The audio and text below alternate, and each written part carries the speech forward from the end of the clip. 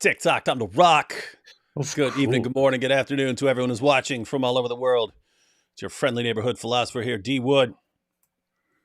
If you don't know who I am, I don't want to do this every time, but I can't help myself.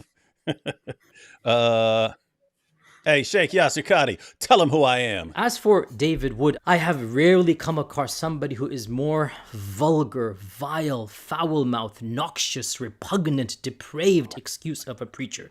Whatever he is, David Wood, it is obvious to any person of faith, is not a man of God. He's a vulgar, obscene, evil jerk. That dude doesn't know the half of it. That guy talks about being foul-mouthed and being a jerk. That's very interesting. And with me, I've got the Apostate Prophet. Tell him who you are, Who? AP. I am the Apostate Prophet.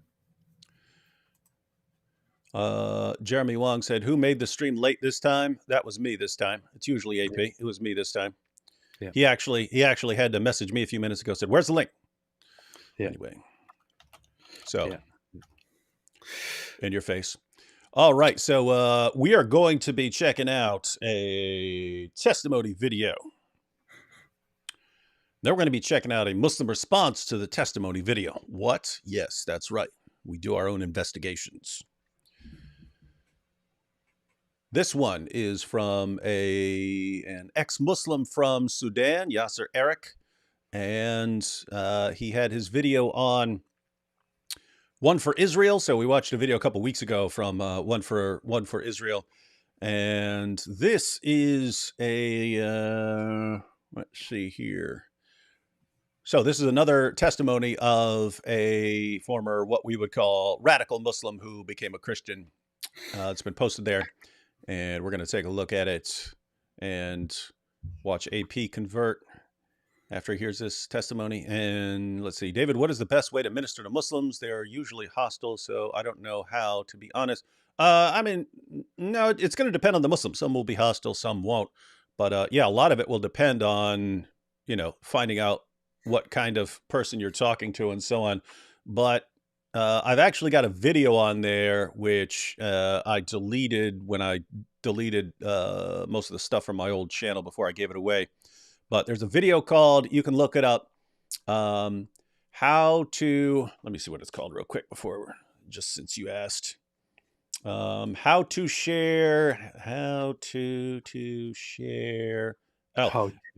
It's how to share. It's on archive channels. So check out how to share unpleasant facts with pleasant Muslims. So this is not about how to be in your face. This is how to have a discussion with someone who may or may not be a little aggressive. And ordinarily you would not want to get into some sort of shouting match. There are occasions where you want to dial things up, but if you're just having a conversation with some Muslim that you know from school or from work or someone you meet somewhere, you generally don't want to dial things up until it's necessary. Yeah. What are you looking at? What are you doing? What are you grinning at? And dancing too? Yeah. Okay. I'm All right. dancing. I'm listening to the Quran and dancing. Let's jump into this video. Let us. Zechariah, he was a nice person. He was a decent person. He was very smart. He was the only Christian in the whole of the school. And I hated him. Because I thought as a Muslim, I must be better than him. But he was better than I. We start to beat him every single day that we come to school. And we agreed on that night, we need to kill him. It was dark, it was cold, and we went ahead of him. And just one quick question. Why are you laughing when he's talking about beating up a Christian? It's hilarious. No, I was actually laughing at something in the chat. But, oh, yeah. Okay. I thought you were like, ha ha ha, yeah, beat up the Christian. That brings back memories. It brings back memories of Turkey when we used to go around beating up Christians. Yeah. No, I'm laughing at Black Angel here in the chat. Oh, okay. Yeah, Okay. Continue. All right. So everyone, just to be clear, AP giggling himself silly when someone talks about beating up a Christian. 5 of us, we climbed a tree and we waited there. And from far away, we saw that a torch coming. And the light became bigger and bigger as it approaches us. And the minute that he just went under the tree, we jumped at him.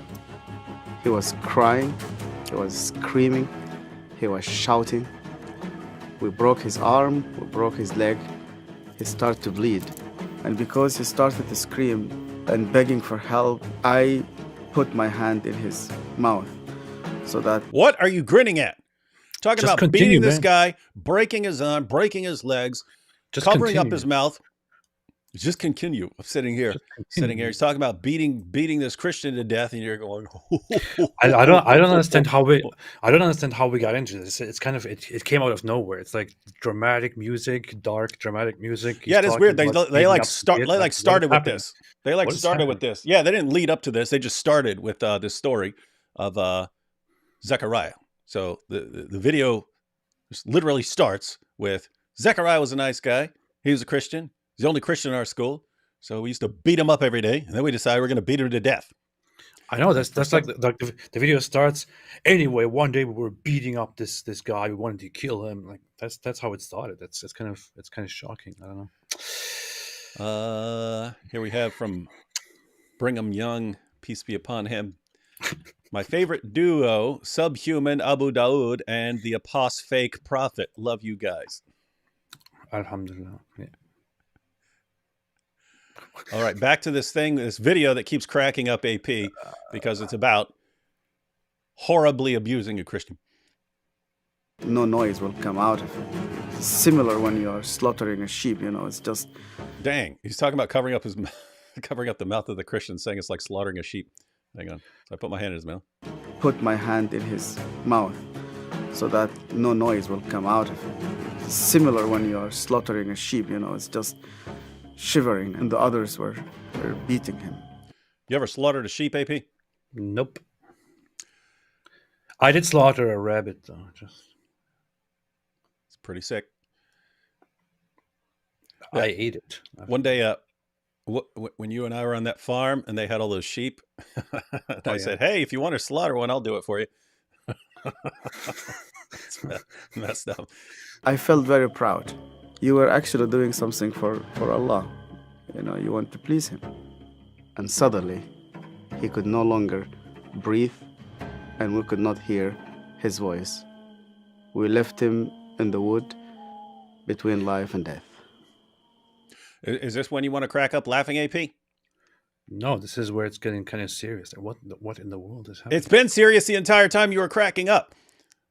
I wasn't prepared for it, man. Oh, okay. Okay. It came out of nowhere. Yeah, next time I'll be like, AP, time to be serious here because it's about to be about to get real here.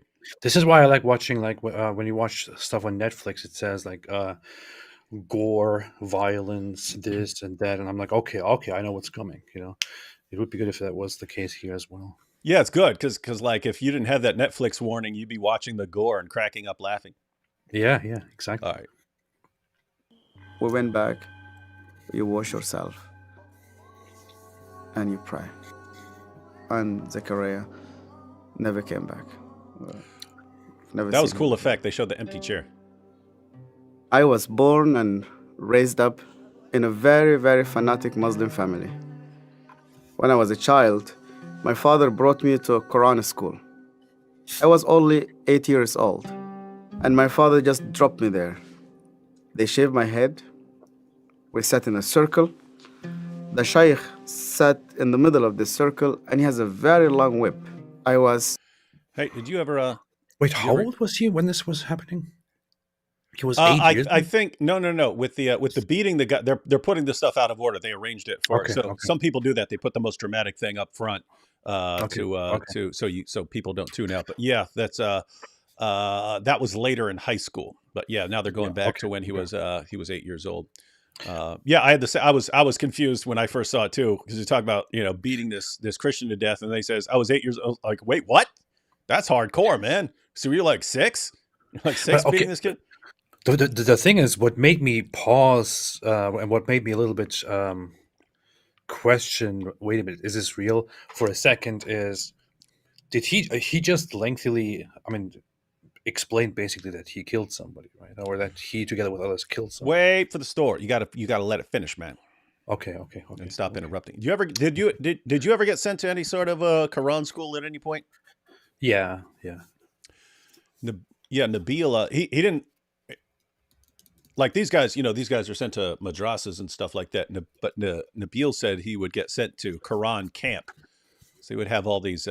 He would have all these passages. He knew all the short. He could quote the short surahs of the Quran in Arabic, and he would say, "Yeah, they had us memorize these things in Quran camp when I was a kid." Oh my gosh, Yeah. Quran camp. So he says he was forced to memorize the Quran, and I think he said he get beat. They shaved my head. We sat in a circle. The Shaykh sat in the middle of this circle and he has a very long whip. I was forced to memorize the Quran. To be fair, lots of people outside the West beat kids when they're making them learn stuff. Before I had my kids in, before I put my kids in MMA, I put them in karate first, and but they had their sensei was from Romania, and he would say to the kids, it's funny. He goes, "Back where I learned, the guy walk around, he has a big stick. You mess up, you don't do your kick right, he hits you with a stick, and that make you do it right." He goes, "But I come to the U.S., I start teaching, I find out they call this abuse here. I can't do it. I can't even teach you like you need to be taught. But okay, go ahead. All right." So he's actually complaining that he can't whack him with a stick because that's the best way to learn. Anyway, so yes, you can make people memorize the Quran. I mean, think about this: it's like beating them to memorize the Quran, and then they brag about, "Oh, look how many of these kids memorize the Quran. It's so powerful." Yeah. It is actually, this is very common around the Muslim world. Lots of Muslims will, or ex-Muslims will tell you stories of how they were treated when they were sent to these schools, whether it be just schools that you go to on a weekly basis, or camps, places where you stay over the summer and things like that. Teachers often treat the kids very, very poorly and force them by beating them and abusing them otherwise to learn to read the Quran or to memorize the Quran. I never went to such a place. I went to a place regularly on the weekends when I was a kid. And there, the worst thing we would get was to, get some bad words from the teacher, and that's it. And I was a good learner, so I didn't have much of a problem. But I know lots of people that. You hear how AP always has to work in a compliment about himself. Of course, Yeah, I was the prize pupil. yeah, I was always the best, and no, no. All right. Let's see. Forced to memorize the Quran. That's what's funny. Like if you rounded up kids and convinced parents to send them to a school where you get beat until you memorize books by Dr. Seuss, all of a sudden you'd have millions of kids who know the works of Dr. Seuss and so on. It would be a miracle. Yeah, powerful. It would be Every mistake that you do, this whip will just come right in the middle of your head. You're not allowed to cry. Oh, I like that. Because in our culture, they tell you men never cry. Yeah, I should be there. I was crying every single night. And they told me, you belong to the Islamic Ummah. And that's why you fight for it. You stay loyal to it. I started to hate people. To hate everybody who's not a Muslim. But why? And I especially used to hate the Jews. So I was preparing myself to go and fight for Allah in the jihad. But every night I went to bed, and when we put the light off, I did not know what will happen with me if I die. I want to say something. Go ahead. Oh, no, go ahead. I was going to say something about what he just said. Yeah, so I tell people quite often when I talk about being an ex-Muslim and growing up as a Muslim, growing up with hate, with intolerance, with very strange thoughts about other people, and some people might think it's an exaggeration, especially people who are not familiar with the culture. But it's really, it is really a fact. I mean, I remember myself. I grew up in a religious family. We would go to gatherings on weekends and on other days, and I would I would get a lot of information, a lot of really messed up stuff, and I remember being in, I don't know, first grade or second grade or something like that, and just talking to my little friend, like these dumb little kids, and talking to him about how in the very near future things might go very bad, and the end might come, and we will kill the Jews and stuff like that, and the Dajjal will come, and we will fight the disbelievers. And I'm a little kid in Germany, you know, just going to school, learning to talk, and and that is the kind of stuff that I learned, and that is internalized. And imagine how that shapes your view of the world as you grow up, basically thinking that it is eternally determined that all of these other people who are not Muslims are basically the enemies, and you are supposed to deal with them violently. It's really it's crazy. Seems like something that could have an impact on you at some point. Yeah, I think. Oh, hey, here's a question of all questions. Who do you think is worse, internet Muslims or atheists? Oh.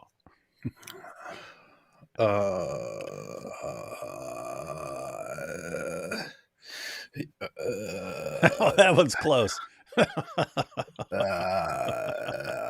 No, I mean, I would say, I said a lot of stuff about new atheists or online atheists, and the thing I can think of often is cliche and cringe, often, Mm-hmm. and a little bit annoying, but that's all I can say, and sometimes a little bit pretentious and all of that, and West centered, but I don't think they compare in any way to the online Muslims. Yeah, I would say if you get like a hardcore atheist troll and a hardcore, keyboard jihadi, they can be equally annoying.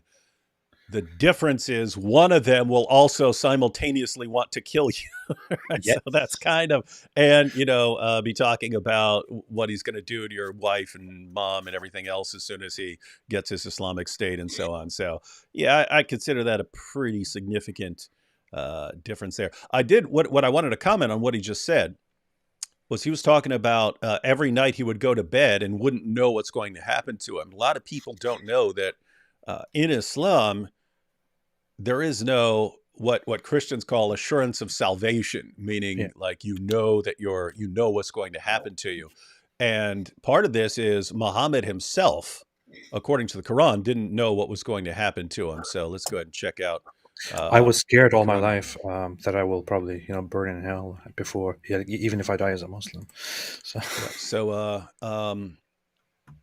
Yeah, let's I'll just pick a translation here. So Surah 46 verses 8 to 9. Or do they say he has forged it? Say, had I forged it, then can ye obtain no single blessing for me from God? He knows the best of that whereof you talk, so glibly enough is he for a witness between me and you, and he is oft forgiving, most merciful. So he's being accused of fabricating things. And then the next verse, say, I am, we'll look at a couple translations. Say, I am no bringer of newfangled doctrine among the apostles, nor do I know what will be done with me or with you. I follow but that which is revealed to me by inspiration. I am but a warner, open and clear. So let's look at that little part. So Pickthall, nor know I what will be done with me or with you. Then we have Yusuf Ali, which we read, and then Hilali Khan, nor do I know what will be done with me or with you. Shakir, I do not follow. Let's see. And I do not know what will be done with me or with you. Now, why is this relevant? Well, the context here, the context of where this is used, we have here. So this is Sahih al-Bukhari. This is Sahih al-Bukhari, and the number is, what's the number? 3929, if you want to look this up in sunnah.com. But check it out. So an Ansari woman who gave the pledge of allegiance, not to the flag, but to the Prophet, that the Ansar drew lots concerning the dwelling of the immigrants. Uthman, this is not the Caliph Uthman, this is a different Uthman, was decided to dwell with them. Uthman fell ill, and I nursed him till he died, and we covered him with his clothes. Then the prophet came to us, and I, addressing the dead body, said, may Allah's mercy be on you. I bear witness that Allah has honored you. So I bear witness that Allah has honored you. So he's going to paradise.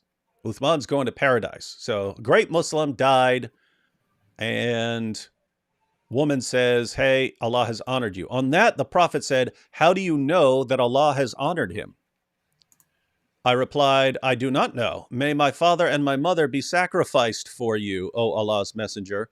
But who else is worthy of it if not Uthman? In other words, if I can't say that this super great, super awesome, super devout, super pious Muslim isn't being honored by Allah, I mean, if I can't say that it's being honored by Allah, then who else can I say it about? So, but who else is worthy of it if not Uthman? He, this is Muhammad, he said, as to him, by Allah, death has overtaken him, and I hope the best for him. By Allah, though I am the apostle of Allah, yet I do not know what Allah will do to me. Now notice, this is talking about being honored with paradise after death, and Muhammad says, I don't even know what's going to happen to me, let alone this guy. So that's why we say no assurance of salvation in Islam. Not even Muhammad, according to the Quran and according to the Hadith, not even Muhammad knew what Allah is going to do with him. So you got all these guys, hey, I get virgins and I get this and I get that. Dude, your prophet didn't know. Abu Bakr, and then in addition to that, there's this issue of Allah being a deceiver. And Abu Bakr was one of a handful of people who was guaranteed paradise by Muhammad himself. Muhammad said, yeah, you're getting paradise. The rest of us don't know, but you're getting paradise. And Abu Bakr later said, if I had 1 foot in paradise, I would still fear Allah's deception. In other words, I would still be worried that Allah was tricking me into thinking I'm going to paradise, even using Muhammad to trick me, because according to Muslim sources, Allah does trick even people who follow him. He tricked the followers of Jesus, of course, into believing he died on the cross. Even Muslims in Surah 8, Allah deceived Muslims by giving Muhammad a false dream, convincing them to go out and fight a battle that they would not have fought if they knew who was actually coming. Allah tricked them into thinking it was a small army coming to get them to go out and fight. But that's the kind of God you're dealing with, and that's the sort of impact it has. Anyway, long story short, this guy, he's in Quran school and saying, I have no idea what's going to happen to me if I die. All right, we're ready to get back to this without AP's constant interjections here? Right. Yes. My cousin was severely sick, and the doctors, they said he's going to die. They gave him only a couple of days. And when they came 2 people, they were Coptic Christians. And one of them wanted to greet me, and then I saw he had a cross.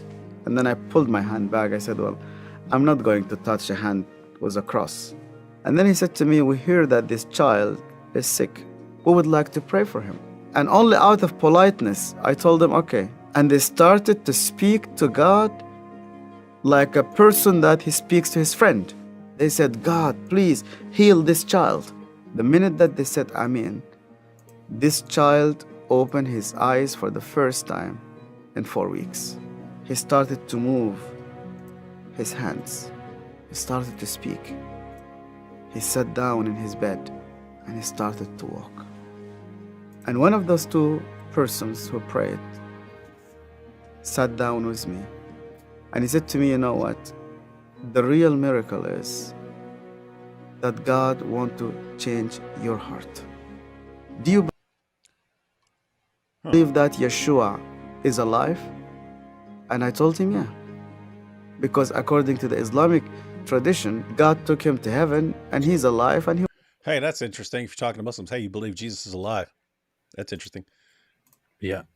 No, because, I hadn't thought through that because, so Muslims believe they can speak directly to Muhammad. They do it in their prayers. They say, peace be upon you, O Prophet. So they believe they can speak directly to Muhammad. And so you ask them what they're doing.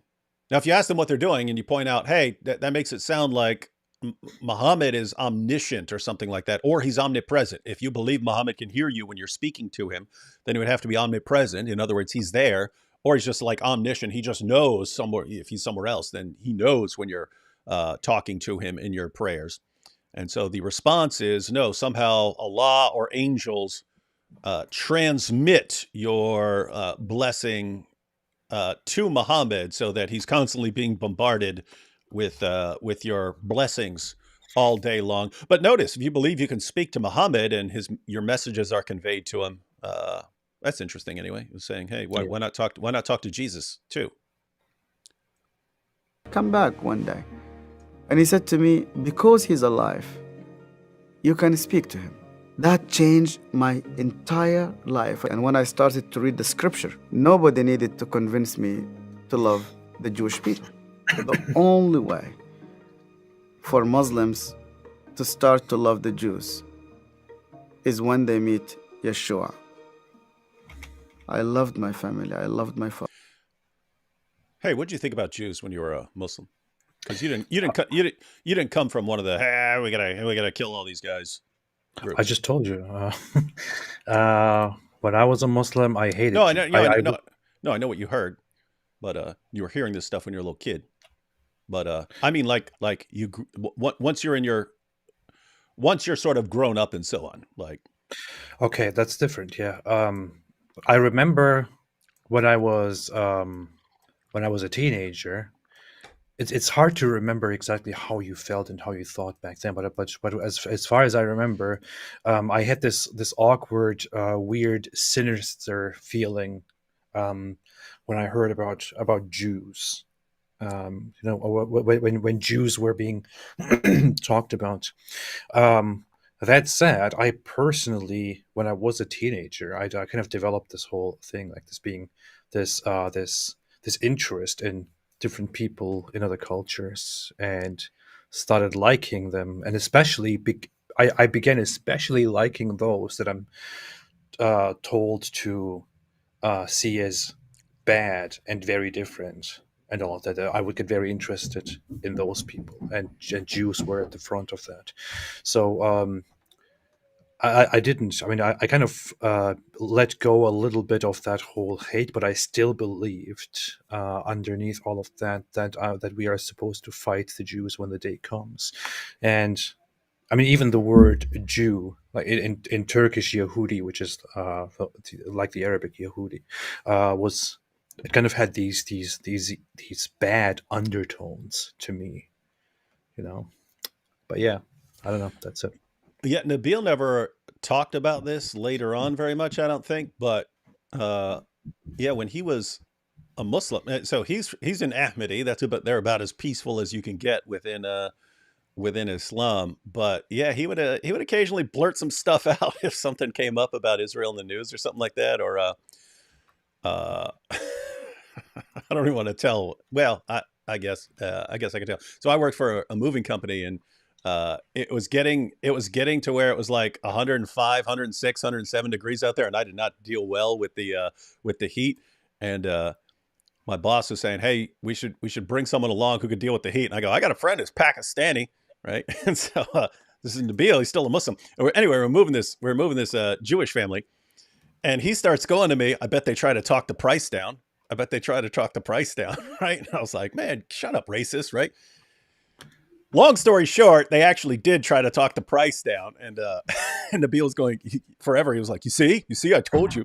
But it's like, gosh, it's like messed up. So, yeah.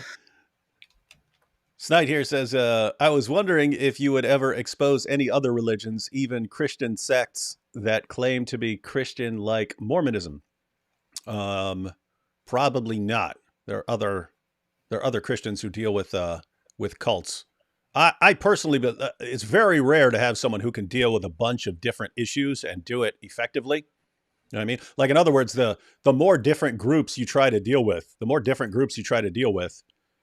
the less time you have to study each of the groups. And so you generally become worse the more you try to deal with. So I believe in sticking with a couple of different topics. So,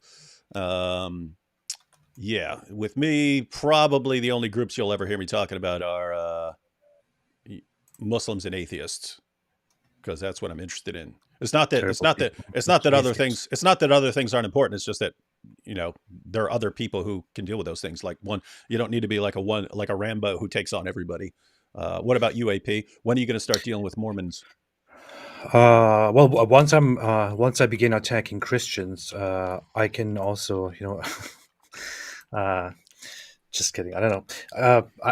Mormons, I kind of dealt with it very briefly. I had an ex-Mormon on when we talked about it, and I was critical of Mormonism, and I actually only started noticing how messed up Mormonism is when I took a course on learning about Mormonism, and then started learning about the history of Mormonism and the teachings of Joseph Smith, and I don't know the whole moral aspects of it.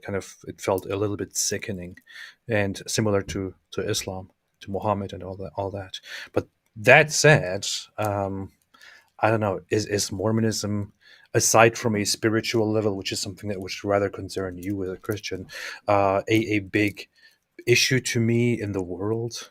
I'm now, so I don't care. There are lots of worse things to deal with, Yeah. and I have my hands full with Islam. Yeah. So, yeah, and that's kind of my view. It's okay if you have various groups, then Christians who are interested in apologetics can deal with those various groups. Yeah, my background is an atheist, so I'm interested in that sort of thing. And as far as my interest in Islam, it was mainly because my best friend was a Muslim in college. If he'd been something else, I would probably be doing something else right now, because I probably would have been studying something else. But since I got on that issue, yeah, I think that if I were to start dealing with other issues, then I mean, it's like I believe that I have enough material to deal with to last me the rest of my life. And so anytime I'm going to go do something else, it's like detracting from the Yeah, stuff I actually want to do. Uh, precisely. Messianic Apostate here said, Hakikachu recently accused Robert Spencer of pretending to be against the invasion of Iraq and Afghanistan. This is serious character assassination. I mean, This guy is just Hakikachu also says that, the Catholic Encyclopedia says Mary was 12. Doesn't. Says we have no idea. He also says that since inspiring philosophy is not in favor of uh, legal penalties on kids who have sex, therefore he's in favor of children having sex and so on. So I mean, every source this guy quotes, he like very frequently doesn't get it, doesn't understand it, or he's misrepresenting it. So yeah, as far as serious character assassination, I don't think you could take anything Daniel says as serious character assassination if you know him, because you don't take anything he says very tremendously seriously. How do you deal with with a person like that? He says Robert Spencer is one of those people who support the invasion of Iraq, and all the violence against Muslims in the Middle East. He says no, I don't. I'm explicitly against it. I think it was a big mistake. And then the response is, no, you're just pretending to be against it. Well, okay, how do you deal with that? Yeah. No, yeah. I mean, it reminds me of like the towards the end of the discussion they were having when Daniel's like, and Robert's a racist, and it's like, why do you even respond to that nonsense, right? Like, and my opponent's a racist. It's like, it's funny. It's funny because Daniel complains about the left, but then he adopts the same. Fellows just call someone a racist. Yeah.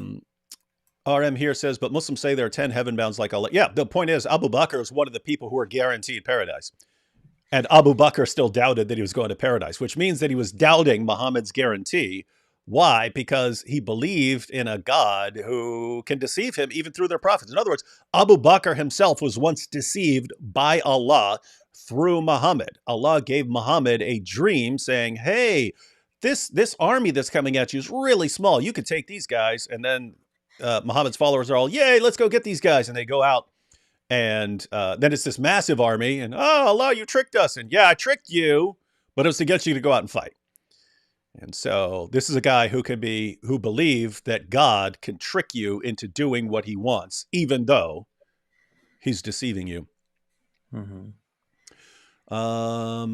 Shio here said, if the Muslims had followed the example of Muhammad in Sahih Muslim, the kid would have never gotten sick. So yeah, we have powerful information on how to avoid getting sick. You eat your dates and so on. Mr. Archer here says, I found y'all through David Wood's video about his son's passing. Ah, that's an interesting way to start following. Like, seriously? All the stuff I posted over the years? That's right. Anyway, my wife and I were pregnant after 6 years of infertility and loss, due in 3 days now. And David Wood's thoughts on Abraham and Isaac were a wake-up call I didn't know I needed. Well, that's cool. Glad that helped. Nice. Yep, that was a pretty dope video if anyone hasn't seen it. And we got these super chats coming in. Tidy here says, I'm an ex-Muslim from Ivory Coast, and Muslims there really don't know about this Jewish thing. We don't learn about the Muslims versus Jews beef there. That's interesting, and that's what I'm wondering, like, because just different areas will emphasize different things, and I would guess, like, the closer you are to Israel, the more of an issue it's going to be. Yeah, but that is, true. I mean, at the end of the day, it is straight out of the Muslim sources about needing to fight the Jews if you want your virgins, if you want the judgment to come and so on. Indeed. And here we have Daniel is AP's multiverse variant. What? That's true. That's true. Yeah. They're exactly the same. Yeah. All right, let's get back to this. I loved my mother and I loved my community. And when I decided to follow Yeshua, my grandfather and my father said to me, you are no longer one of us. They made a funeral. They invited friends and family. They brought a coffin to the cemetery, and they said, our son is dead. To be declared dead with no family. I said to God, where are you? I heard this voice, and this voice told me, you know that the grave where your name is written, you know that grave is empty. And guess what? My grave is also empty. Really, they did that whole symbolism of actually getting a coffin and saying our son is dead. That's pretty kind of wild. hardcore. Like I've heard of Muslim families saying you're dead to us, but they actually like enacted it and said, hey, we're having a funeral for you because we're counting you as dead to our family and so on. That's pretty wild, pretty messed up. That's pretty hardcore. I should do that with my kids at some point. Like if they really annoy me, be like, hey, let's go out. Hey guys, let's go out. I want to take you somewhere. I'm like, what? This is your gravestone here. That's hardcore. Yeah, don't ever do that. Yeah. I mean, what's cool is, I mean, some of these variations on, casting the person out or something like that. I mean, at the end of the day, it is better than just killing them, which is what Muhammad commanded. Yeah. My father told me once he found out what I'm doing online, he said something like, as long as you are doing this, there is no way for us to accept you. And that's the last time I talked to him. That was many years ago. So I guess people express their disappointment quite differently. Yeah, that's pretty rough. That is part of what we were just looking at that when we were looking at that about, when we were looking at the Paul Williams video, and he was like, but Islam isn't shrinking as fast in the UK. It's not shrinking like other things are. It's like, yeah, well, if you do have penalties for apostates, and you do have, leaving aside issues like massive immigration and so on, if it is understood, hey, if you ever leave this religion, your family is going to cast you out, your community is going to cast you out, not talk to you anymore. That is quite a bit of pressure on you to, even if you don't believe it anymore, to keep your mouth shut about it. And that's why Asadullah Ali says he goes around, and wherever he goes, he meets all these people who are in the mosques, who are still part of it, some of them leading prayers and so on in the mosques, and they're confiding in him. We don't really believe this, man. So in other words, if you have these kind of pressures and penalties and so on, it encourages people to live double lives. Like, here's my life in front of my family and everyone, but here's the real me that you don't get to see. Indeed. Indeedly do. I went to Egypt for the first time after many years, and I was in a pastoral conference. And one of the Sudanese pastors came to me It's an elderly man, gray hair. He started to speak to me and he asked me, where did you come from? I told him my story. He started to cry. And then I asked him, why are you crying? And he said to me, do you remember me? My name is Zachariah. What? And There's your Zechariah. That's why I said you Wow. got to keep watching. Wow. Okay, that was a twist. So in the story, they beat this kid. They said they left him between life and death and left him there in the woods. And then they roll up out of there, said they never saw him again. And then years later, so this is more recently, he's at a Christian conference in Egypt and runs into this guy. I have to Southern. admit that just gave me goosebumps. Seriously. Goosebumps. So- You see it? You see? AP has converted. Ooh, goosebumps. That means I have converted. I remembered him. The last time I saw him, it was in that dark night. I could hear suddenly the way that he was screaming, even though that was 25 years. Suddenly I started to see his broken arm and broken legs. I started to see the scars, which I caused him. I started to be full of shame. I was a bad person, yeah. I was terrible. That's So rough. Zachariah looked me straight into the eye again and he said to me, Yasser, because you hated me so much, I was always praying for you.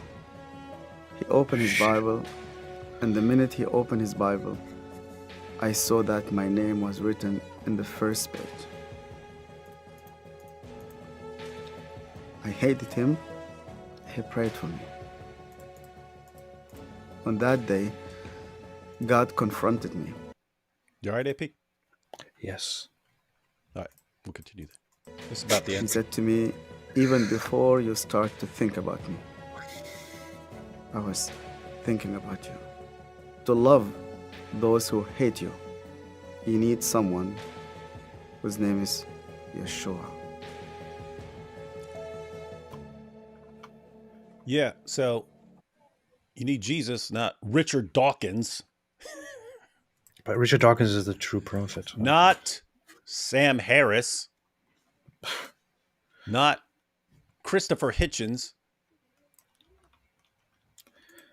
Hey, Wes here says, David, is it true that you got to drive around and watch The Passion of the Christ with Shabir Ali? Lol, much love for your ministry. Thanks. Yes, I did. That was, forget which year that was. That was What, early really? I thought that was a joke. No, early 2000s, 2002, 2003. Yeah, so Shabir was coming to Virginia to debate Mike Licona on whether Jesus rose from the dead, and The Passion had just come out, and I knew who Shabir was. No one knew who I was. I was just a college student back then. But I messaged Shabir, and I was like, hey, the movie The Passion of the Christ just came out. It's a debate. Something might come up in the Q&A or something like that about, you know, what you think about the movie.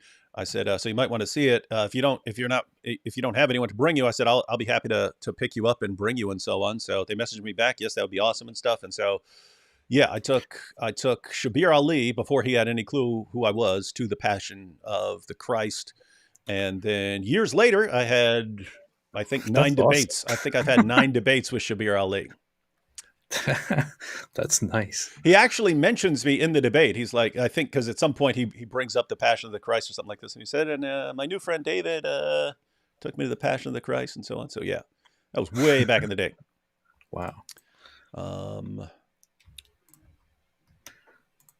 A Muslim parent...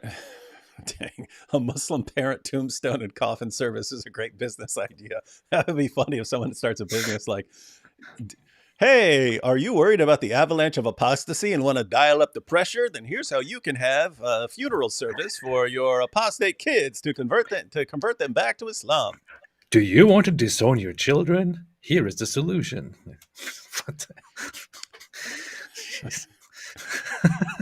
And Jeff here says, AP, praying for the restoration of your relationship with your father, man. Thank you. Thank you. Yeah, like how close, like how much does that bother you? Like if you, for someone who, there could be a scale, like if you're really close with your family, it could be devastating to not, have a relationship with your family anymore. Or there are people who completely despise their families and don't want to see them anymore, and so on. I mean, I had a very complicated relationship with my dad. He wasn't a very close, a very caring, very attentive father. He was rather rough, and I learned to always be afraid of him, which was more of a problem to my brother because he was a messed up guy, and I was more the good kid. That's what they thought of me, which is actually not a great thing because you keep getting all of these expectations put on you, like you're supposed to be the good one, you can't do anything wrong, and your brother is the bad one. But I never really got this whole close relationship from my father until especially before I became like a religious Muslim. There was a phase where I was a communist for several years, and that was like completely unacceptable in our family. And my father basically hated it, and he yelled at me about that like every day. But once I became very religious, he started being very good with me, started loving me and taking me everywhere and being so proud of me. You could see it in his face. So that was a very nice thing. Then after he learns that I leave Islam, he still kind of tries to maintain that thing. And then he learns that I'm explicitly against Islam. Then he never wants to do anything with me. I never wants to have anything to do with me again. And that's kind of rough. And I don't know, there were times where I felt really, really, really depressed about this and thought, why did I even leave? Why did I tell anybody that I left? Why would I do this to myself? But I feel like, I don't know, I got over it. I got used to it. Like, what are you going to do? That's life, right? That's life. That's C'est la what vie. all the people say. C'est la vie. Frank C'est la Sinatra, vie. ladies and gentlemen. Yeah. Let's see. Sheikh Yogi Bear says, both this Yasser guy and AP clearly only left Islam because they wanted to drink alcohol. Alhamdulillah, the Ummah remains pure. Yeah, that's true. That's true. That's it. That's all I ever see AP doing is chugging. Loves vodka. He's guzzling bottles of vodka. What's funny is I haven't had a drink in years. Who's he? Yeah. This proves that Islam is true. AP doesn't drink. Steve C says, I would consider Christianity, but any God who would torture anyone for eternity is a deal breaker. So in your face. You paid $5 to this channel. See? Yeah, that's good. Yeah. That will buy your way out of torment. Inshallah. Everyone give me $5. It will take some of the people are messed up who will do that stuff. Hey, to be fair, Steve C, just keep in mind there are some different perspectives on this. So the main perspectives that you'll see, so you have the literal interpretation of passages on hell, and so that's like when it says fire, that means literal fire. When you see, he says a worm never dies, that means an actual, literal worm is going to be there. Then you have the metaphorical view, which is that that these things, it doesn't have to be literal fire or literal worm or something like that. These are metaphors for bad things, bad states of affairs. You don't want to be there. You have once you start going to like Christian philosophers and so on, all of a sudden an annihilationist view becomes more popular, whereas you'll find lots of Christian philosophers who hold to an annihilationist view. And if you're thinking, look at all these passages that refute that, they do have passages like when Jesus says, do not fear those who can kill the body, but after that can do no more. Rather fear him who can destroy both soul and body in hell. And so they'll point to that and say, there he's talking about destroying the soul and the body, and so annihilation, and so anyway. But then you have all these other passages you have to interpret in light of that interpretation. You even have people who are universalists, but not in like a sort of village universalism. Like a village universalism would be like, but God's loving, therefore he's just going to let us all into heaven. It's more like going to passages in the Bible which says God wants everyone to be saved, and then saying, look, if God wants everyone to be saved, then everyone's going to be saved. And doesn't mean everyone gets a free pass on everything they've done, but they actually believe that you are going on to some other plane of reality where you are going to accept God. But anyway, the dominant positions are the literal view or the metaphorical view. But if you're thinking about it, you might want to check out some people's thoughts on that, because people do have some defenses of these different perspectives. Not saying they're right, but if that's something you're interested in checking out, then you might want to check it out. I don't want to meddle with Christian thinking here, but good, because I'll crush you. I know that what I know is so I only learned about the presence of different interpretations of hell, like that is should not be taken literally, that there is a universal reconciliation possible, or that there is a annihilation is possible. I know that these ideas are not necessarily new; they date back to early church fathers, even some of them. I personally looked into that, and I just thought I don't see how on a thorough reading of the text you could conclude that there is no literal eternal punishment. Is always what I thought. I mean, if I could kind of fit into it the idea that is not existent within the religion, then I could understand it. I could have a little bit more understanding for it. But I just don't feel like, I don't know. I'm being very incoherent right now, I know. Yeah, plus you're like, I don't feel this, I don't feel that. We're not interested in your feelings, AP. I don't know. I'm just saying, based on what I read, it looks to me implausible that there is no literal eternal punishment. That's all I'm saying. The idea behind it, again, I'm not defending any of these positions. You know what would be interesting? Like, we actually get some people who defend some of these other positions, and like have someone like defend. Okay, what is your best case for the literal view, and what are your objections to alternatives to that? What is your best case, for the metaphorical view, and what's your response to other positions? What's your defense of the annihilationist view, or a philosophical universalism or something like that? But again, the thing is, they all have passages that they go to, and they say, hey, look, this passage really sounds like it supports my view. And the question is, what do you do with all these other passages?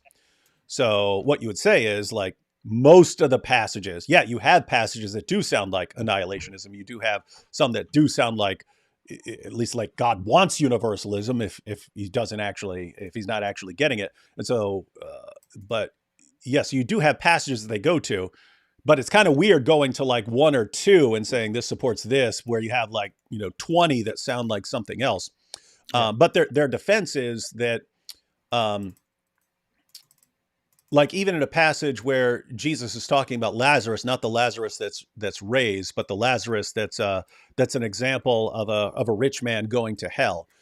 And it's, there's like these, it's like they're talking to each other, people, and they can see each other and so on, right? Like, people in heaven and people in hell are like communicating and so on. And he's calling out from down there, hey man, it really sucks down here. Hey, can you send someone up there to go and warn my family and stuff? Like, there's this, like, most Christians do not take that as something that's actually happening. That's a story to teach some sort of lesson. So the claim is that lots of things that Jesus is saying about hell and stuff are like that. Not saying that's correct view, but the claim is that the passages that are talking about hell and are generally found in the teachings of Jesus and in Revelations, and those happen to be two places where lots of metaphorical language and so on, and lots of examples are used. So anyway, I don't know, but it's not something I've ever really studied. I've just seen other people over time defending different claims and so on. But yeah, it might be something to check out at some point. Mm-hmm. We will do that. We will get someone on here, or at the very least, find someone who studies this a lot and can steel man the case for each one and what the case is and so on. Inshallah. And then, we did have this. When David is in charge, super chats are read on the fly. With AP, you wait 90 minutes and you're lucky if he even remembers to check. God bless David. What's funny is this. I read them all the time. What's funny is this is totally wrong. I've been doing it now, and sometimes I do it. Sometimes I go the entire thing, and I don't read any. I don't check any of the super chats. Depends on what's going on. I knew that we had a short video we're going through, and then another clip we're going through, and so was not in a terrible rush to get through the content and so on. So yeah, I've been going through these on the fly. But we have another clip, ladies and gentlemen. We have a clip of a Muslim calling out. What's his name? Yasser Eric for being a liar. Now, this is a much longer video. The most interesting point on what he was saying was this story of Zechariah. So I cut the clip of. Wait, is this done? Is the clip done? Yeah, that was it. Yeah, it was an 8-minute video. We already been through it. Okay. He's got much longer videos and stuff where he goes through full story and stuff like that. But yeah, that was the 8-minute or so clip on One for Israel. I see. And so, but he has been criticized, and there is a long video of a Muslim calling him out and going through the details. And I do I'll pay attention when someone's saying, hey, this guy's making stuff up, just because we've talked about this before, that some people do make stuff up, right? And so the example we talked about before, I thought of another big one. But we talked before about Ergen Kaner, who, it's not that Ergen Kaner didn't, convert to Islam from Christianity. He just started embellishing the details over time and then made himself sound more and more radical and so on. And he was part of this youth jihad movement and came here to convert people and radicalize them and so on. And it turns out that most of that stuff was just completely made up. Yeah. And then another one I thought of earlier today when I was like, oh, let's check out this clip of this guy who's criticizing him, was I was locked up and we were passing around this tape. Focus on the Family put it out, but it was by a guy, some of you may have heard of him, Tom Papania, who was in the mafia, but he was in the Gambino family, but he was like a sort of a low-level enforcer. So he's not someone important. He's like a low-level, he's one of the low-level guys. But as he went around telling his story, he ended up in his story becoming the third highest in the Gambino family. And he's like, calling all the shots and so on. And eventually people who study the mafia start going, wait, who is this? Who is this? I mean, if you were the third highest in the Gambino family, we would have heard of you. So they do some investigating. Turns out he was in the mafia, did convert to Christianity, embellished his story a ton to make it much more dramatic. And so, guys, keep in mind, there is a kind of pressure to do this, right? Like there are benefits for you, like right now online, because you can get so many followers.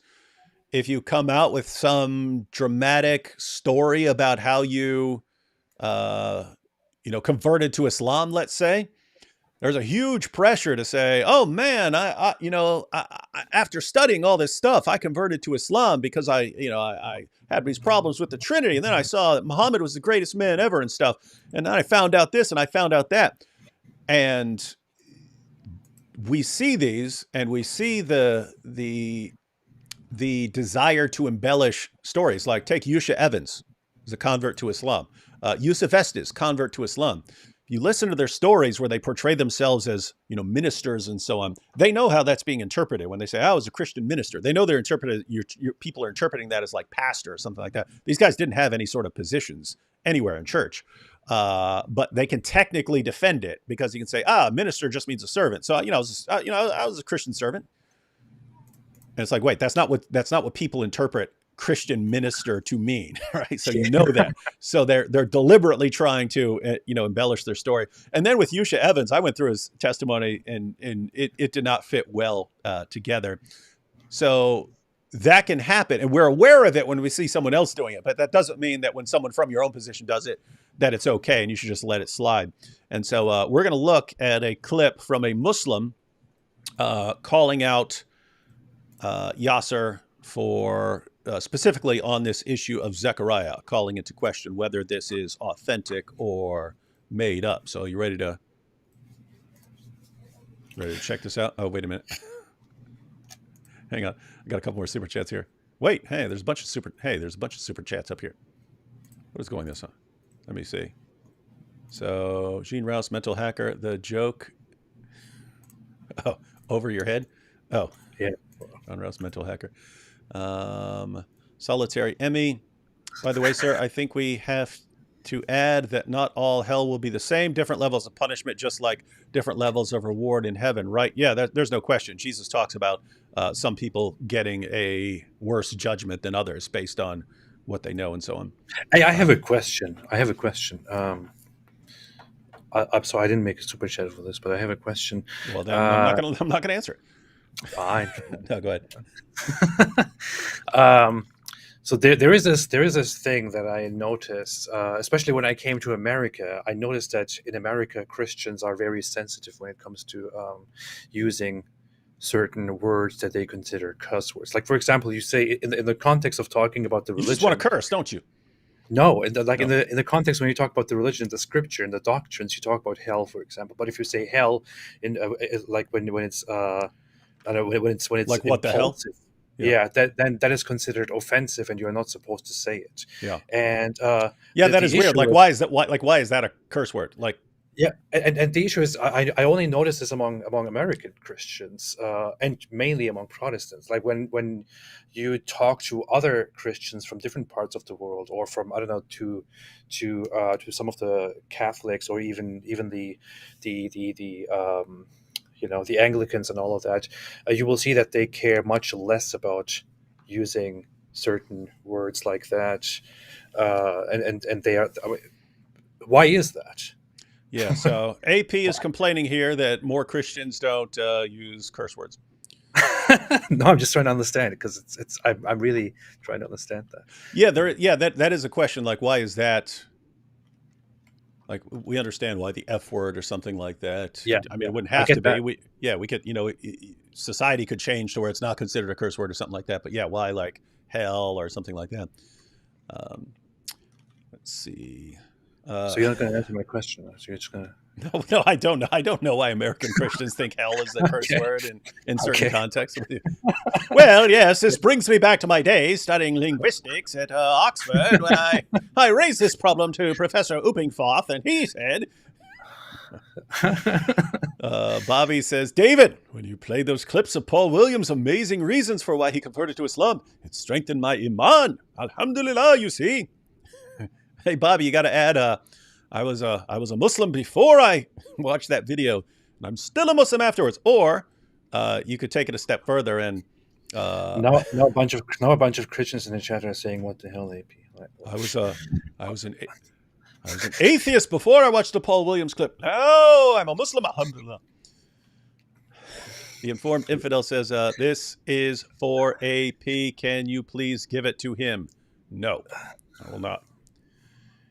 And RM says, one for Israel. Are you guys Zionists? By the way, what do you guys think about the possible Saudi-Israeli normalization? Muslims say it's a sign of Qiyamah. Uh-oh. Yeah, I don't know about that. I don't know about what's going on. Something going on between Saudi Arabia and Israel? Yeah, there are apparently Saudi Arabia and Israel are in talks of normalizing their relationships. And what that means is during the whole the wars between Israel and the Palestinian Arabs and the other Arab states, the Arabs came together and basically agreed among Arabs, we are making a rule: nobody will recognize, nobody will mention, nobody will talk to, nobody will have any relationships with Israel. So and now recently the United Arab Emirates broke that. Several other countries broke that. Egypt was breaking that back in the day, and now Saudi Arabia, which is a huge deal, is apparently in talks with Israel to break it and to pick up actual, international diplomatic relationships, and that may be a very big deal. Lots of Muslims around the world are getting quite worked up and worried about that.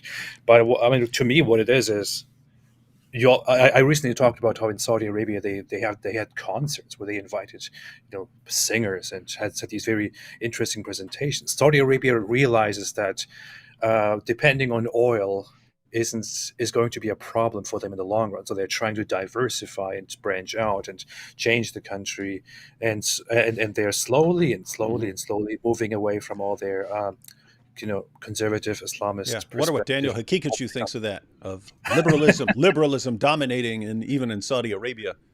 He blasts Saudi Arabia because of that. Hey, pretty soon we'll be able to take a tour of the Kaaba. Yes. That'll be fun. We'll be there. We'll be there, Saudi Arabia. Just invite us. Oh, it's interesting. Tyson Fury has a fight coming up next month, but then I think his fight with Usyk, the Ukrainian, for the unification, because they each have some of the heavyweight championships.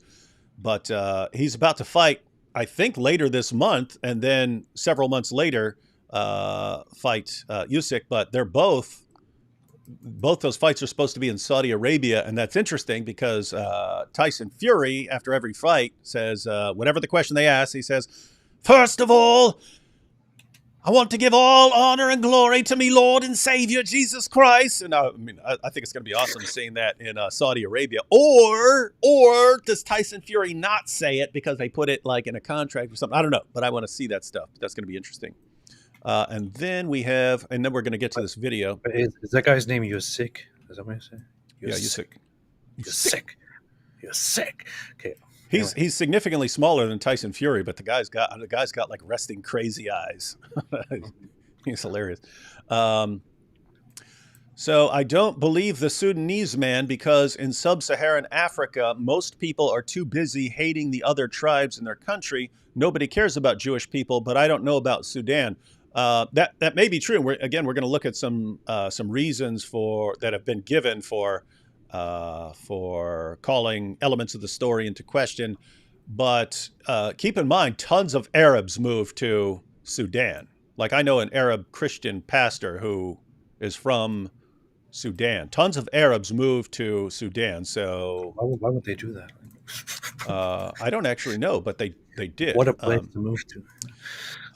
But yeah, so that could have something to do with people's view of Jews in Sudan. But I have to say, in other versions of his story, he emphasizes Christians. He emphasizes hating the Christians of South Sudan. So because this is this is a video for One for Israel, he might have emphasized, I hated the Jews too. Uh-huh. That makes sense. And let's see, David, I think you might like the book From the Godfather to God the Father by Michael Francis, former captain in the Colombo crime family, his personal story of coming to Christ. Yeah, I've seen that guy, and I've seen that guy in videos. Matter of fact, I saw him in a video. I think it was on PBD podcast where he was talking to Sammy the Bull, and it looked like they were about to fight, and they cut the camera. They're basically accusing each other of not being good mafia guys. All right, let's check out some of this video. Let's go straight to the core event, the story of Zechariah. That's the one where in high school, he and his gang beat up Zechariah and left him for dead in the forest, only for the two of them to miraculously reunite later in life. Time for detective skills test number 2. So just to be clear, this is from a much longer video where he goes through the details and calls them into question. And the reason for paying attention to something like this is there are occasionally people who fabricate elements of their story. I mean, someone can just completely fabricate a story, but more frequently people will start embellishing details to make it more dramatic and so on. So that does happen. That can happen with people from any group. And if it happens, then you need to be aware of it.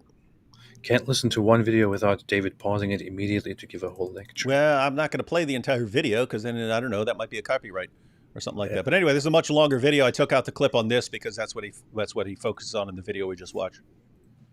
I met him 25 years later. And he was praying 25 years for me. Even though that was 25 years. on that moment, Yeah, we get it. in 25 Cairo, years. in the year of 2007. 2000. And one of the Sudanese pastors came to me. It's an elderly man, gray hair. So he's putting together basically a timeline, which that is one way to, to when someone, matter of fact, that's what I did with the Yusha Evans testimony and so on. He's saying all these things happen, and he's say 3 months later and a year there and stuff. One of the things I did was put together a little timeline. I was like, wait, you did all this stuff happen in this little 3-month period according to your timeline and so on. And so on. So he's putting it together saying, okay, he said in 2007, there was this Cairo conference that he's at, and had been 25 years earlier that they had attacked this guy Zechariah and stuff. So he's putting together a little timeline here. Right? So the incident happened in high school, where they must have been between 12 and 17 years old. They then reunited 25 years later. He mentions this 3 times. Which means Zechariah, his classmate who sat next to him, must have been between 37 and 42 years old when they reunited. Going the other way around, in a 2019 response to his Christian critic, Yasser says he's almost 50 years old, so at most he's 49 in 2019. He says he met Zechariah in Cairo in 2007, which means 12 years before 2019. That would make him, at most, 37 years old at the time. 37-year-olds are not elderly, gray-haired men. So the criticism is that whom he was describing as elderly, gray-haired man? Yeah, Was he it said. Yeah, he said he had gray hair. Okay. So yeah, that's most people get gray hair later than that. I have to say, I've seen people getting gray in their 20s, and I've seen people going fully gray in their 30s. So I don't think this is the biggest problem here, but there are some things to consider. But could it be that he uses the word elderly? Because I mean, elderly, you wouldn't call a regular 30 or 40-year-old elderly, right? Mm-hmm. Could it be that he's not using that word correctly because it's not his first language or something? That's another possibility. And so those are things too. It's weird because you're thinking, okay, well, he's telling the story. He's saying it's 25 years later. If he's just making this up, why would he make something up about this guy being elderly or something like that? So yes, it is possibly like a language thing that he just means like, grown up, or hey, you're starting to look old because you have gray hair or something like that. But anyway, so I wouldn't consider this a terribly strong point. You can have people that is a weird thing. We wouldn't talk like that, saying someone is elderly if he's in his mid or late 30s or something like that. Well, I guess, I mean, wait, if he's saying he was in high school and then 25 years after high school, so what would be the maximum, 17 or 18 or something like that? So yeah, in theory, it could be early 40s or something like that. But then there's this timeline with, going from 2007 earlier or whatever. Anyway, I don't know. To look at it another way, this is Yasser in 2021. Imagine what he looked like 14 years earlier in 2007. Yeah, probably looked pretty. I don't think anyone would describe him or Zechariah as elderly back then. I went through a lot of comments on the video. If someone like that had gray hair, then I don't know, maybe, but we'll see. Not all 4,000 of them, but I was surprised to only find one person who picked up on this. Nope, I picked up on it too. As soon as I heard the testimony, I was like, wait, you're describing this guy. Wait, he would be, what, maybe 41, 42? You're calling him elderly? So congratulations to Mr. Techno Max. And to David Wood, because it's not, I'm not saying, I can think of a bunch of ways to reconcile this and so on, but those things sort of can build up. And so the question is, are they going to build up to where we say, we don't trust the story of Zechariah? But no, this would not be enough to make me doubt a story, saying that someone in his late 30s or early 40s was gray and possibly describing as elderly. Point number 2. Who covered Zechariah's mouth?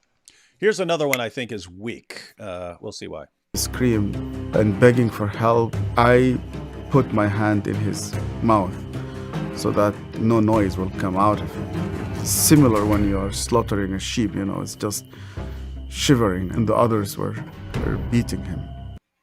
One of the guys was putting his hand in his mouth, you know, and I was on the top of him and the other one, so we hit him so bad. That's how is that a big deal? I mean, Point number 3.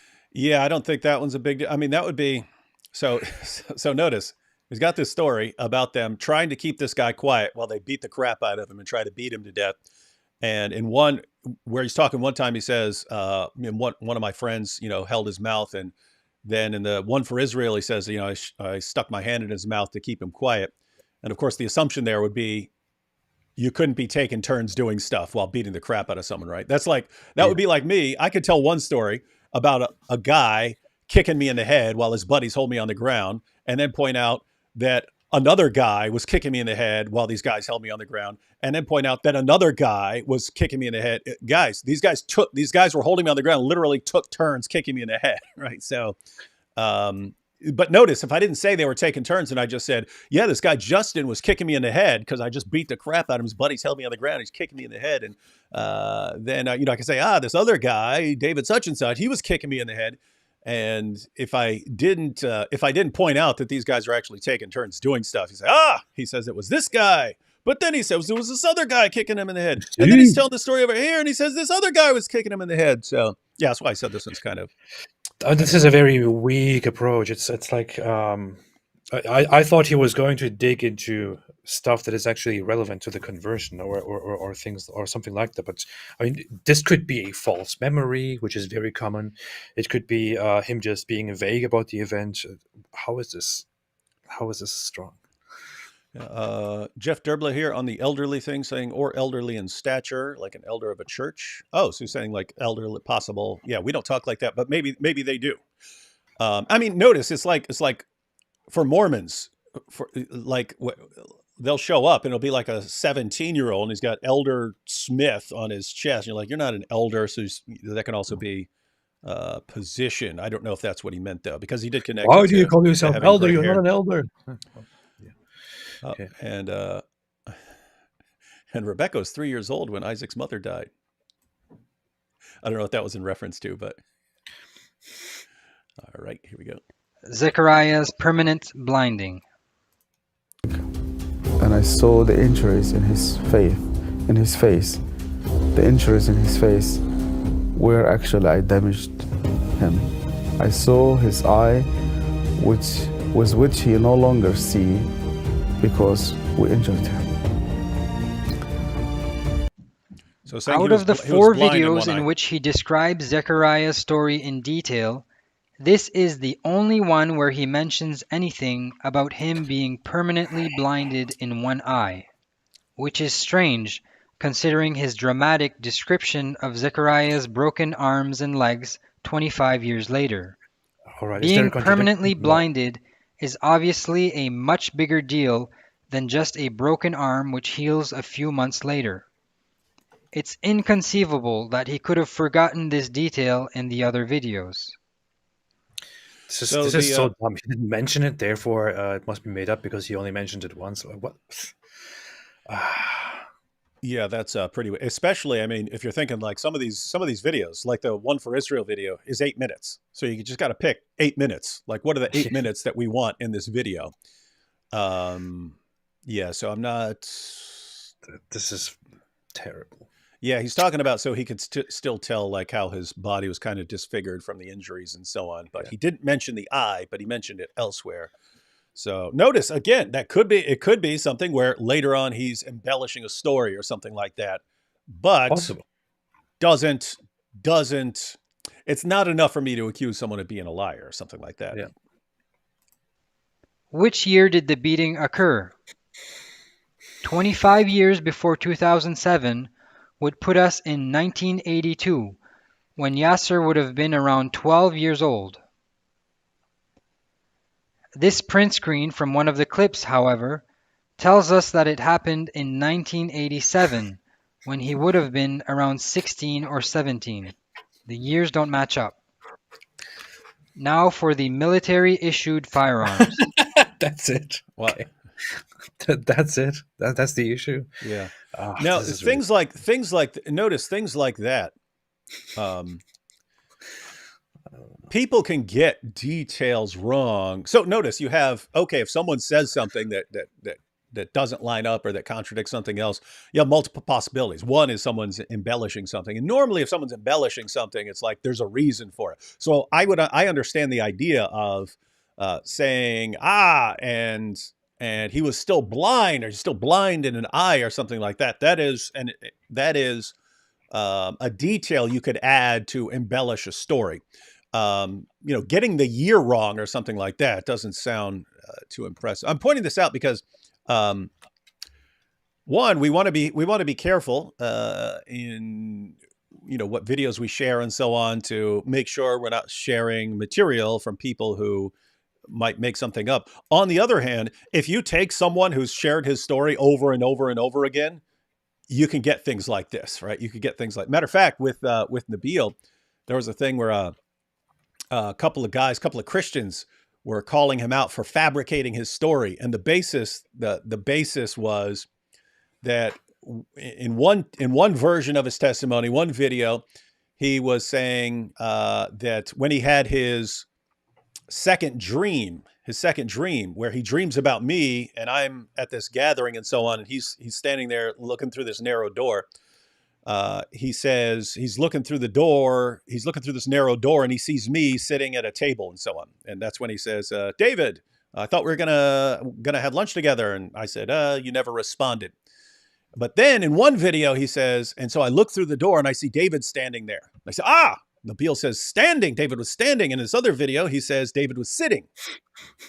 And so see, he's making the story up. Now, what's the problem? Well, problem is I was there, not there actually in the dream, but I was there the next day when he called me and said, hey, do Christians believe that God can speak to people in dreams and so on? So we talk about this, and he tells me the story. I was like, dude, you just dreamt straight out of the Gospel of Luke. There's a parable in the Gospel of Luke. And so on. So I was there. I know he's not making that up later on. And I asked him about it. I was like, hey, they're calling you out for fabricating your story because you said I was standing there versus I was sitting there. And he goes, oh, I don't know. I just misspoke and so on. But notice, if you're trying to attack someone, you would not let him slide on that. My point is, pretty much everyone does that. If you're, telling a story about things that happened years earlier and so on. So you got to be careful about picking out the details and so on, even on timeline. Like I could say, hey, in 1985, blah, blah, blah happened. Well, what if you did your investigating and find out it was 1983 or something like that? I want to. I learned this in psychology, actually, and I was studying. You should study psychology. Where there's there was a research about false memories. See, AP embellishing his credential. I studied psychology. Go ahead.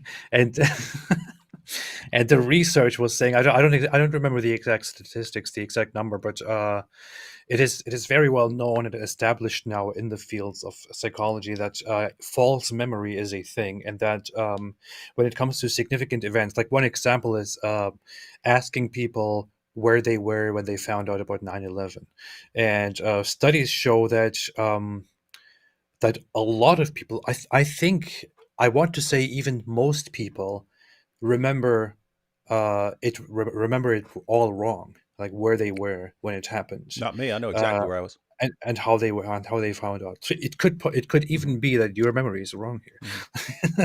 Like the research shows that that a lot of people get significant events wrong because they feel so strongly about them that they begin associating different things with those events, and then start making things up in their head and getting stuff all wrong. But this is a scientifically established fact that false memories are a thing. So you can't just and you have similar things. That's why eyewitness testimony is problematic, because people do have this thing where they've been a victim of some crime, and they walk into court, or they eventually see a picture of the person or something like that, and they assume it's an assumption that cops got the right guy, and then so once they see the person, that person will then be inserted into their memories, where it was a kind of a vague memory of what the person looks like. Then when they see the person, then all of a sudden, no, I remember that guy. I remember that guy. That was him. So you have those kinds of issues. And then so with me, like I've shared my story. When you're going through things, you're not thinking, oh, I need to make sure I remember all these details and get these details in the right order and so on for later on, because you're just going through it. You're not thinking, oh yeah, 15 years from now, I'm going to be sharing this story. But like with me, like in my testimony, I'll talk about a kind of design argument I was thinking about and a kind of moral argument I was thinking about, and then the resurrection that I was thinking about. When I'm talking about that, I remember thinking about all these things and reading about various things and so on. I don't remember the order of some things. Like I don't remember if I was thinking about the moral argument before the design argument or which order. But when I'm saying it, I'll just say it. No, like then I studied this and so on, depending on what I'm trying to emphasize. But if you held me down to it, it's like no, some of the order of things I don't actually remember it. So the point is, you could, in theory, like find me in different if I'm talking and I'm emphasizing different things, you could probably do the exact same thing to me and find, oh, look, right, well, here he says this happened, then this happened, but over here he says this happened, then that happened. Anyway, point is pretty common for people who are talking about things that happened 15, 20, 25, 30 years ago to like this. The issue was it this year or that year? Well, I don't know. Suppose it's that year or not that year. How much you're gonna say, therefore he's making this up. But we already know that David Wood is a liar because he's an Islamophobe. He's an Islamophobe. Can't trust him. And we had our guns because we had a military training that time. And this, again, is the only video out of the 4 where he mentions anything about firearms. When you're describing an attempted murder scene, the presence of firearms is sort of an important detail. It raises other questions as well. If these 5 guys in his gang were determined to kill Zechariah that night, how could they fail to do so when they had guns? Also, if the event occurred in 1982, then it's hard to imagine 12-year-olds being allowed access to military firearms. To put things in context, this is a picture of Yasser when he was 11 years old. Point 6. So the point there is in one version, so not in the One for Israel version, he says that they had guns. Mm-hmm. And he's calling them out here. So the claim here, there were 2 claims. One, why wouldn't they just shoot him then? Where that doesn't seem like a problem to me, because if they're trying to keep quiet and they're covering his mouth, they're obviously trying to keep this quiet. So that doesn't... yeah, that makes sense that you wouldn't shoot the guy if you're trying to keep quiet. I'm trying to be as skeptical and cynical as possible here, but I mean, even here, I just don't really think it's a big problem. Yeah, and then the other claim is, well, these young guys wouldn't have had these weapons and so on. It's like, how do you? I mean, I don't know. I've seen various pictures of kids with weapons in Africa, so I don't know. Yeah. Did he brag about the murders, or did he try to cover it up? These are details from Yasser's book. As I can't speak German, I'll be relying on a critique made by another German... If only we had someone who could speak German with us. Oh, whoa. Christian. Okay, yeah. That video is available on YouTube along with a full PDF transcript. For your reference, here is the relevant section. So on the one hand, Yasser in one clip says that he told his parents and people at school, and they were proud of him. On the other hand, in his book, he says he wanted to cover things up. Nobody at school asked about Zechariah, but some people suspected his gang. This German Christian sent an email to Yasser and spent 3.5 hours talking with him on the phone, trying to get some answers. He mentions that he doesn't want to expose Yasser, but he did say that his response was simply unbelievable and that it raised even more questions. Now for the 7th and final point. So here's another situation where, okay, so in one version of his story, he says that he bragged about it. Another version of his story, he says he covered it up and so on. And so, yeah, he could be changing his story as going on, so he could be making things up. That's a possibility. Another possibility is that he did both at different times. Don't know. Let's see. Murder as jihad. Murder. This is a picture of a book of hadith, or sayings of the Prophet sallallahu alaihi wasallam, called Sahih Bukhari. It's very famous, and it's unanimously agreed amongst Sunnis that this is the most reliable hadith book in existence. Really? Never heard of that So book. what does it say about killing innocent non-Muslims living in Muslim lands? Okay, this is bad. The Prophet said, "Whoever killed a person having a treaty with the Muslims shall not smell the smell of paradise, though its smell is perceived from a distance of 40 years." Therefore, no Muslim would ever You kill a see, non-Muslim. therefore, him saying that this was, he was waging jihad by doing this is simply absurd. Now let's review the points regarding the story of Zechariah. So he's saying that makes no sense for him to be waging jihad. Yeah, like it never happens. Yeah. For all of the above reasons, including the fact that we've never heard from or even seen a picture of the half-blinded Zechariah, I feel comfortable classifying this story as false beyond any reasonable doubt. Zechariah, to all appearances, is simply a product of pure fiction. Wow. Yeah, so This is interesting judgment here. Yeah, I would say there are some areas there for that you could obviously doubt and so on. Nothing there that I would say, okay, you're obviously lying. Especially that last point about Muhammad said, if you have a treaty with someone and who's a Christian living in a Muslim country, then anyone who violates that and kills him is in all kinds of trouble. That's talking about like a dhimmi, someone who Yeah. is under dhimmi status and is under your protection in exchange for for giving money. Then you don't kill that person. That does not mean you don't kill some guy or something like that, or that Muslims cannot view themselves as doing something great for Allah if they go kill some guy. I wouldn't regard any of that as decisive evidence that he's making things up. Yeah, but again, you do want to pay attention to details and see if people are changing their story or outright fabricating the story. Because notice, I mean, you can always be someone who converts from Islam to Christianity, and then, you tweak your story because it makes it more dramatic, and then you tweak it again, and you tweak it again, and 15 years later, you've got this story that's mainly embellishment and so on. But yeah, what do you guys think? What do you guys think of the story? I wonder if this guy approaches Muhammad with the same skepticism that he that he applies here. Yeah, or Muslim testimonies. Right? Yeah. Meek Greek here says, AP, I hope soon you will accept Christ. Shalom, brother. Shalom. You see, AP just said shalom in response to this. David Wood, completely off topic, but what is the group of blue books behind you?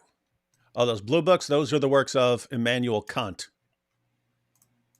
The Cambridge editions of the works of Immanuel Kant. So that's from, I don't even know why they're back there because, I took a couple classes on Immanuel Kant in graduate school.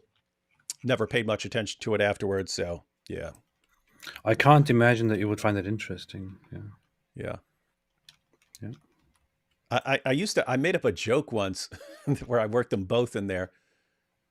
I can't remember what it was, but it started out and you said, hey, you need to do something. You said, I can't. And the guy said, if you're Emmanuel, and I don't know. So I worked if you're Emmanuel in there. And let's see. And we have, of course, John the Presbyter. Peace be upon him. Presbyter. Greetings from Germany. Ja, Deutschland. All right, everyone. That's pretty much all we wanted to cover. We wanted to go through this this story. Mainly, I'm interested in the differences between the stories of people who convert to Islam and the stories of people who become Christians. The stories of Muslims that I see converting to Christianity over and over again involve dreams, like they had some sort of dream that told them to do something, or witnessing some sort of healing or something like that. I've seen that over and over again. And so those are interesting. And then the stories of converting from Christianity to Islam are usually I didn't understand the Trinity, or I didn't know why I believe this or that. And then, I had a Muslim I friend, and studied all the religions in the world. yeah, and then when you see the embellishment there, it's becomes, yes, and I tried to destroy Islam because I was an Islamophobe, and then as I tried to destroy it, I saw, no, what about the proof of the Quran, and so on, and so notice, I mean, it's a similar thing where you see the story and you start seeing things, and hey, is this something that was embellished, or is this authentic? Because I mean, keep in mind, there are people who doubt Christianity for all kinds of reasons, and then think that Islam has the solution, and so on, and so they convert, and so they can tell their story and be completely honest about it. And there are other people who know, because notice it's a kind of competition for attention.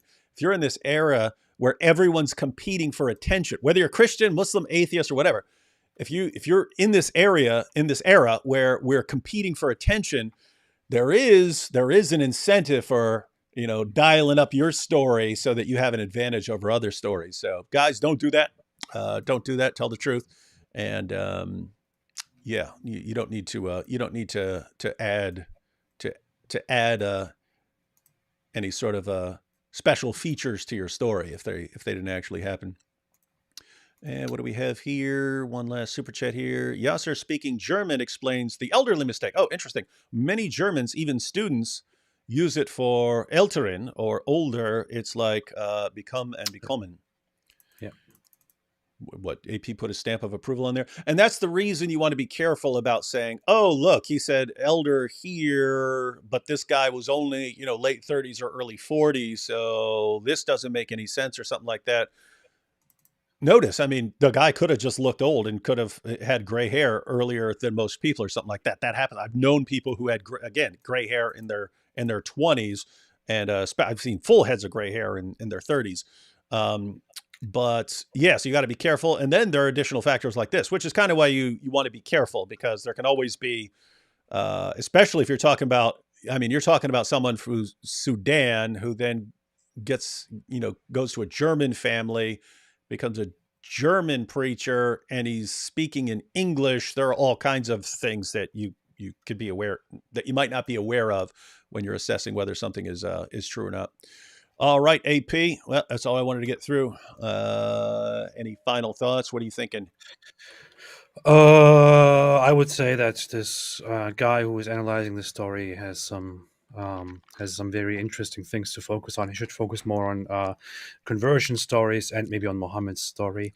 But the point about the German, that's very, very correct. In German, you would describe somebody who is older, and a man who is older is an älterer Mann, which is like elderly. You could get that du wrong. hast recht. Du hast recht. As a second language. But other than that, I just want to say what my friend Sajid Lupim always says, which is, stay away from Islam. Yeah. And so, yeah, my view is, let's see, one for Israel. Yeah, I mean, think about this. If our friend here, if our Muslim friend is saying, hey, look at this, this kind of, I don't get this on the timeline or something like this, therefore fabricated. My goodness, apply that reasoning to the hadith. Yeah. You will conclude that it is one incoherent mess and can't trust any of it. But this guy's quoting the hadith, right? This guy's quoting the hadith to us as authoritative. Guys, if you think you can watch Christian testimony and say, hey, this doesn't make sense, my goodness, read the hadith. You go, I mean, on major issues, you get completely contradictory results. So apply some of that same reasoning, my friend. All right, so we're all done. And now we've got our outro. Ain't gonna follow no child molester, sex offender, prophet pretender. Ain't gonna follow no child molester. Islam's not for me. What? Islam's not for me. It's not what? Islam's Not for me. Catch you next time.